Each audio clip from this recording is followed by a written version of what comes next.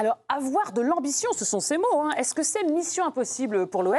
On s'est posé la question ce matin et les avis divergent. Quand on évoque les ambitions, ça veut dire quoi? Est-ce que c'est le top 10? Est-ce que c'est les places européennes? Pour Mathias Duchet, seul en plateau, ça veut dire le maintien. Mathias, tu as 1 minute pour convaincre. L'ambition de Lyon, ça doit être le maintien. Pourquoi? Parce que je suis un peu heureux, je l'ai dit juste avant sur le mercato du Paris Saint-Germain. Moi, je suis stéphanois de base, mais je suis beaucoup ce qui se passe à Lyon et l'inquiétude, elle est véritable. Il ne faut pas oublier dans quelle galère ils étaient il y a quelques mois sportivement, d'accord, avant qu'ils se relèvent, avant que Fonseca arrive. Le début de saison l'année dernière avait été dramatique et là, on a noté les départs. Lacazette, Cherki, Almada, Perry, Omari, Tagliafico, Verretou qui va bientôt partir. Que des joueurs cadres. Si on prend aujourd'hui le potentiel 11 de l'Olympique lyonnais, je suis désolé, ça manque très clairement de qualité, que ce soit individuel et collectivement. Moi, je veux bien les jolis mots de Paulo Fonseca qui soit motivé. Bravo à lui et heureusement dans un sens qu'il est motivé. Mais il va y avoir du boulot. Et Lyon n'a jamais été programmé pour jouer le maintien, à la différence d'autres équipes. Donc oui, il y a des effectifs bien plus faibles que l'Olympique lyonnais. Mais en début de saison, ils vont jouer Lens, Metz, Marseille, Rennes, Angers et Lille avant de démarrer la Ligue Europa. Bonne chance à eux. Oh, et là, on finit bien. Pourtant, on a eu des problèmes de lumière. On a commencé dans le noir, mais en tout cas, sur le timing... Il a dit, je suis stéphanois sur Lyon, donc les gens ont coupé la lumière. C'est pas possible, c'est l'éclairage. Vous votez sur le compte X de l'équipe du soir. Est-ce qu'il vous a convaincu? 5 minutes pour convaincre. Est-ce que finalement, Lyon va devoir jouer le maintien? C'est la présidente qui va trancher. Je partais pas forcément pour être d'accord avec toi, mais ton argumentaire est plutôt convaincant, notamment dans le ton que tu mets dans tout ça. Inquiet, sombre. Ouais, je trouve que ça lui va bien, on va le laisser. Ce qui est sûr, c'est qu'il y a aussi autre chose qu'il faut prendre en compte, c'est est-ce qu'on arrive vraiment à laisser finalement tout ça derrière soi. Alors c'est pas la première fois que ça arrive et tout, mais ça reste aussi quelque chose peut-être qui est difficile à mettre de côté au début en tout cas d'une saison, et tu as bien appuyé sur le début de saison qui pourrait être compliqué. Donc après, je trouve quand même mission impossible, mais c'est fait exprès, n'est-ce pas, France? Bien sûr, toujours. C'est toujours un peu dur d'être aussi radical, etc. Mais Mathias, je suis dans ta team. Cette fois, ça n'arrivera pas 2 fois sur ce plateau. Sondons le reste du plateau. Patrick, par exemple, qui a envie de participer à cette question sur l'OL. Est-ce que c'est mission impossible d'avoir de l'ambition quand on a vécu ce qu'on a vécu? Moi, je ressens plutôt une espèce d'euphorie d'avoir assuré le maintien. Et du coup, je m'interroge quand même sur les ambitions. Je me dis que, voilà, moi je suis complètement d'accord en fait, mais je l'étais déjà un petit peu au départ. Je suis complètement d'accord avec Mathias. Tu les as retournés. Non, il m'a même pas retourné. J'avais pas besoin, non, mais il y a évidemment qu'il y aura un petit peu l'exagération, et on va aller dans un sens, voilà. Mais je pense qu'il y a de quoi se dire que Lyon ne va pas jouer bien plus haut que tout ça. Mais prouvez-lui pourquoi, le côté gauche. Non, mais moi je pense que le côté relégation, c'est un peu excessif, mais c'est normal, il vient de Saint-Etienne, il n'y a pas de souci. Lyon va mal, il faut qu'il en profite, c'est vrai que son club va tellement mieux. Mais honnêtement... Ah oui, financièrement, oui, non, mais il y a aussi une donnée très importante, c'est pourquoi Paulo Fonseca dit ça, pourquoi il fait cette com. On rappelle que Paulo Fonseca, il est toujours suspendu, il est en tribune, puisque le génie de John Textor avait un entraîneur, Pierre Sage, qui pouvait coacher son équipe, qui était bien, ils étaient qualifiés provisoirement pour la Champions League, mais il a essayé de le virer pour prendre un coach qui est suspendu en tribune. Et Lyon s'est écroulé derrière. Donc, pour Paulo Fonseca, c'est important de marquer quand même son territoire, d'avoir une emprise, parce que le début de saison, indépendamment du calendrier, il va le vivre en tribune. Que le projet de l'OL... On va passer de joueurs qui étaient référents. Corentin Tolisso, par exemple, est encore dans l'effectif. Mais moi, je ne sais pas s'il va rester parce qu'il a une cote encore en Europe, que l'Olympique lyonnais a besoin d'argent. Malik Fofana est également suivi par plusieurs grands clubs européens. Donc ça se trouve, ça va encore s'affaiblir. Et que derrière, parce que John Textor a également détruit le centre de formation de l'Olympique lyonnais, on a une politique de recrutement qui est de la post-formation de joueurs étrangers. Donc, je peux le demander à beaucoup de personnes, quand tu arrives en Ligue 1, ce n'est pas un championnat facile, encore plus quand tu es jeune. Alors soit tu es habitué à ça, tu as un super coach, tu as une philosophie comme à Strasbourg, mais il y avait quand même une base forte qui était formée à Strasbourg, ou des joueurs qui connaissaient le championnat de France. Là, à Lyon, c'est un bordel pas possible en interne avec un coach qui est en tribune. La relégation, ça me paraît excessif, mais se dire que Lyon sera dans le ventre mou de la Ligue 1, c'est terrible quand même. Alors avoir de l'ambition, c'est quoi? On sait que Michel Kang, la nouvelle présidente, avait annoncé le top 10. Du côté des dirigeants, on vous vise encore plus haut? Oui, on va écouter le directeur général, délégué de l'OL, Michael Gerlinger, qui lui parle de ses ambitions justement. Notre but, ça reste l'Europe. on veut se qualifier pour l'Europe, on veut jouer dans les compétitions européennes et on va trouver les moyens pour se battre comme la saison dernière où on a un peu raté les derniers matchs.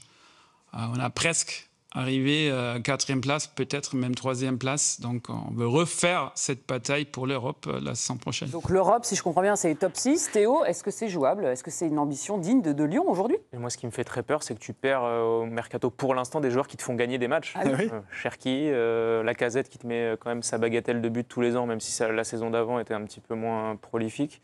Moi, j'ai franchement un peu peur, en plus du nombre de matchs que tu vas avoir avec une qualification européenne, plus ton championnat à jouer, d'autant plus que Fofana et Tolisso, comme l'a dit Giovanni, sont potentiellement pistés pour partir aussi. Moi, j'ai très très peur du début de saison, surtout en plus de l'Olympique Lyonnais. On jette un coup d'œil à la compo lyonnaise. Dans l'interview de Fonseca aujourd'hui, il dit qu'il faut reconstruire une équipe de zéro avec 4-5 joueurs de l'année dernière. Ce serait qui les 4-5 joueurs que tu gardes absolument là-dedans? Alors, Tolisso, Mikotadze, j'imagine, d'office. Oui, mais, et qui d'autre? oui, mais comme l'a dit Giovanni, Tolisso, il a quand même une cote et c'est pas parce qu'ils ont vendu et déjà perdu des non, il a dit on le vend pas. Salaires et tout ça. Oui, il a dit on le vend pas. Alors après, évidemment qu'ils sont là pour ça et qu'ils sont obligés de faire de la com. Mais là, il est bien gentil, notre ami, mais il a fini quasiment à parler, si on peut, le podium. Mais regarde, enfin, je veux dire, les supporters lyonnais les ont suffisamment déjà vus l'année dernière. Regardez cette équipe qu'on a mis, et Dieu sait qu'on a un peu creusé. Fofana, je vois pas comment ils peuvent le garder, mais s'ils le gardent, c'est un miracle. Le petit Moreira, il jouait en réserve au Sporting. C'est la recrue. Donc oui, Mikotadze, bien sûr que c'est un joueur référencé pour la Ligue 1 et il mettra toujours des buts. Tessman, c'est quand même le chaud et le froid. Matic, avec le salaire qu'ils ont, je pense quand même qu'ils essaient qu'une chose. Matic, ils veulent pas. Ils essayent de faire Pierre Lesmelou pour jouer à ce poste-là. Voilà. Ouais, ça sera une bonne recrue. Et vraiment le pousser loin. Et après, moi là, c'est pas de l'inquiétude, mais il va falloir m'expliquer la qualité défensive de cette équipe. Encore une fois, une saison, c'est très long.